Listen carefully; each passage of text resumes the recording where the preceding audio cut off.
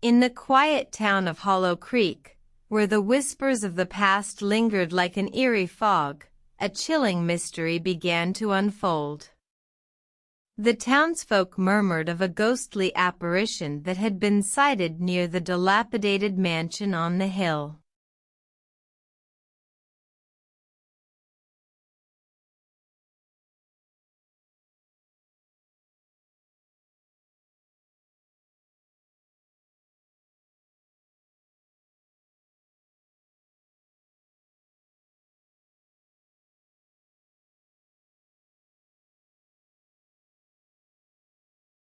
It was on a cold, moonlit night that the apparition was first seen. A woman, clad in a white gown, her face a mask of sorrow, was seen floating through the air, her ethereal form leaving a trail of icy coldness in her wake. The townsfolk were terrified, and the local authorities were at a loss. No one knew what to make of this specter, or how to lay its restless spirit to peace. It was then that a stranger arrived in town. A man named Ethan, a paranormal investigator with a reputation for unraveling the most baffling mysteries. He was greeted with suspicion at first, but as the townsfolk grew more desperate, they began to look to him for answers.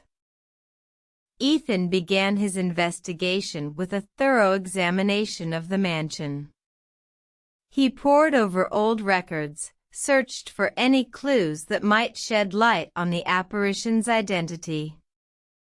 It wasn't long before he stumbled upon a hidden room, filled with dusty old portraits and faded letters. One letter in particular caught his eye.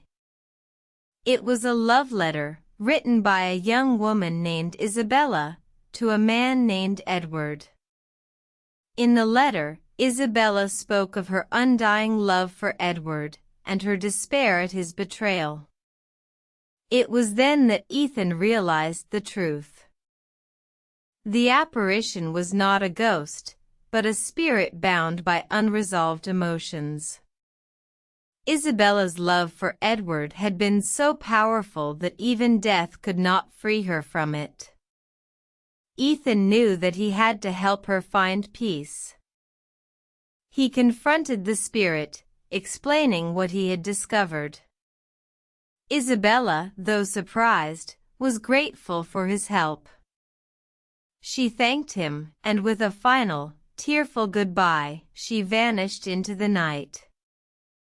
The townsfolk rejoiced, and Ethan packed his bags, ready to move on to his next mystery.